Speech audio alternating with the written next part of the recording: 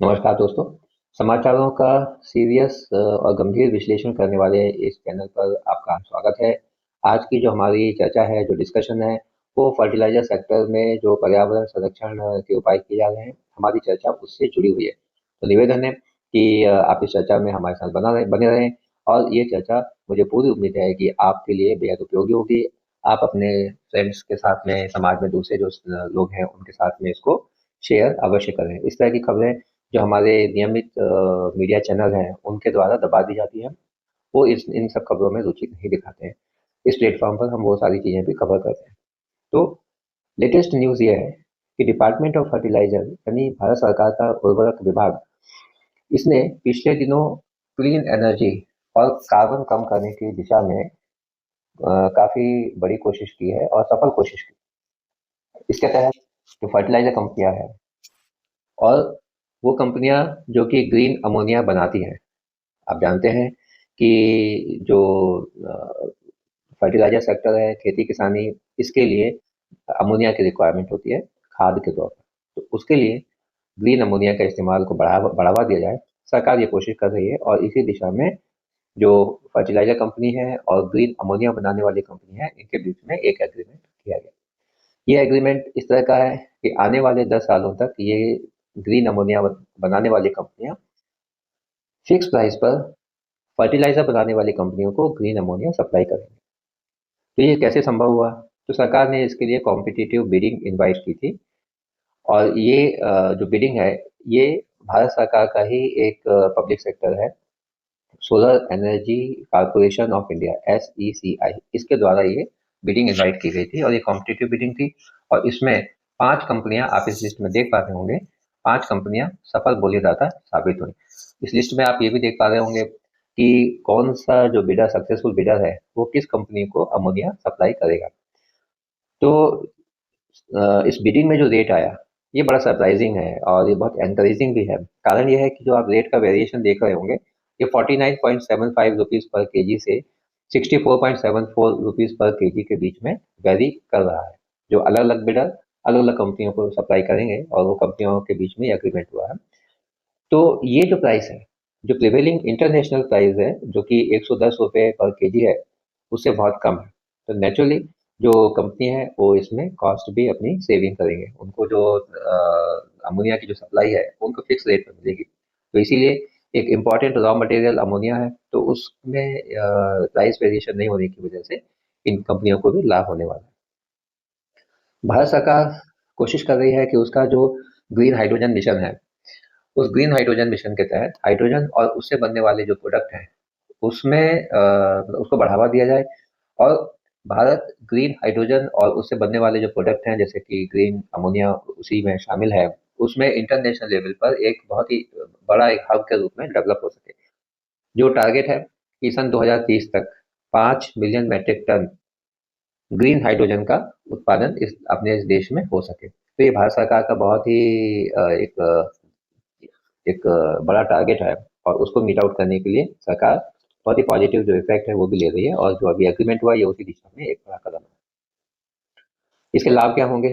तो करीब करीब जो सरकार ने डेटा दिया है, उसके हिसाब से करीब करीब 2.5 बिलियन डॉलर की फॉरेन करेंसी की हमारी इसमें बचत होगी।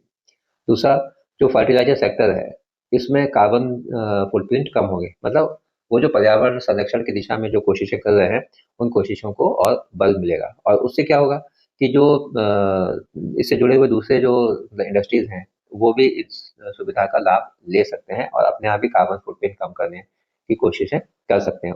कोशिशें कम करने का सरकार का जो टारगेट है कि जीरो एमिशन पे हमको जाना है। फिर भारत ग्रीन अमोनिया के क्षेत्र में ग्लोबल सप्लायर के रूप में एस्टेब्लिश हो सकता है। इसके अलावा फर्टिलाइजर प्रोडक्शन में स्टेबिलिटी भी आएगी। अभी क्या हो रहा है कि फर्टिलाइजर के लिए जो अमोनिया वगैरह की रिक्वायरमेंट होती है, ये आप दूसरे देशों से पूरी करते हैं और जो ग्लोबल पॉलिटिक्स में आप देख रहे होंगे कि इतनी इंस्टेबिलिटी है कि जो बेसिक रॉ मटेरियल भी इंडस्ट्री को चलाने के लिए हैं, वो प्रॉपर और सही समय पे उपलब्ध नहीं हो पा रहे हैं, उनकी सप्लाई में बाधाएं आ रही हैं। तो वो बात, इसमें हमको काफ़ी एक सफलता मिलेगी कि सिर्फ देश के अंदर ही ग्रीन अमोनिया डेवलप होगा, उसको बनाना की जो प्रोसेस है वो और प्रोडक्शन बढ़ेगा, उसकी वजह से हमारे यहाँ फर्टिलाइजर प्रोडक्शन को किसी भी प्रकार की असुरक्षा नहीं होगी, उसमें स्टेबिलिटी होगी, और जब स्टेबिलिटी होती है तो सेक्टर में भी ग्रोथ होती है। ग्रीन अमोनिया का निर्माण कैसे होता है? तो इसको बनाने के लिए हाइड्रोजन और ऑक्सीजन का को कंबाइन किया जाता है, और ये दोनों ही जो तत्व है, ये हवा यानी एयर से ही कैप्चर किए जाते हैं।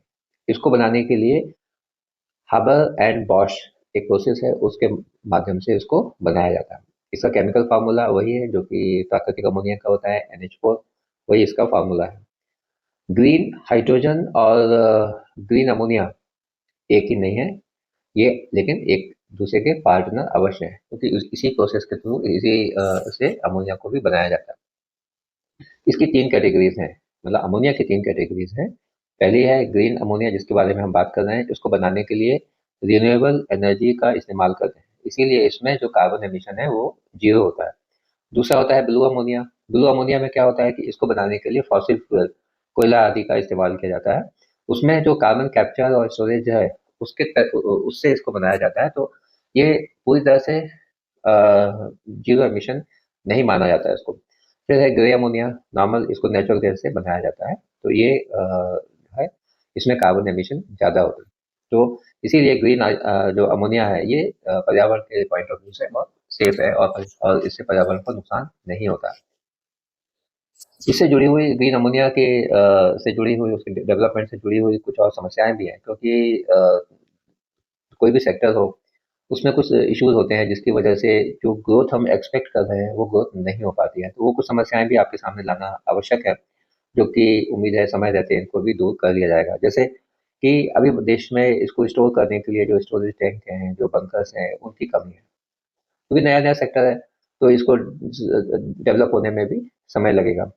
फिर एक्सपोर्ट करने के लिए जो हब होते हैं वो अभी सीमित हैं। अभी जैसे पारादीप, मुझे तुरंत याद आ रहा है कि पारादीप जो पोर्ट है, वहाँ इसका एक हब है।